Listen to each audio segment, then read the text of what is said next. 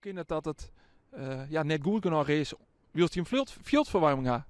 Nou, daar kan ik een heel eenvoudig antwoord op geven. Er liggen buizen onder het veld, maar die veldverwarming die is simpelweg nog niet aangesloten. Het is een prachtige dag. De zon staat hoog aan de hemel, maar het veld is zeer onbespeelbaar. Eigenlijk is 1/3 heel goed vanwege de zon. Dat is eigenlijk aan de noordkant. 1/3 hier links van ons is slecht.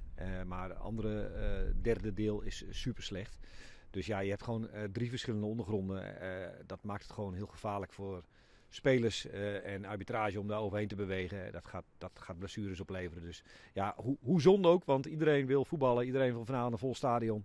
Maar dit is voor nu onverantwoord. Dan is de logische vraag, hoe kan het dat het net goed genoeg is? Wilt je een veldverwarming hebben? Die bron, die warmte-koude bron daar tussen West en Zuid, die is denk ik in november actief geworden. Na wat een langere periode van boren en een geslaagd proces. Dat betekent dat de warmte in de gebouwen komt. Dat kost tijd. De vervolgstap is ook dat dit aangesloten gaat worden.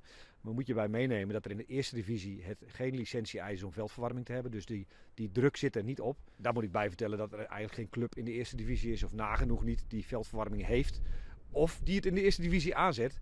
Want het is een ongelofelijke kostenpost die eigenlijk niet te behappen is voor een club in de eerste divisie. Dus, maar die discussie hoeven we hier helemaal niet te voeren, want het is nog niet gereed. Wordt dit een logistieke puzzel om deze wedstrijd van Joen weer op naar in te plannen? Ja, dat denk ik wel, want er zit relatief weinig ruimte in het programma.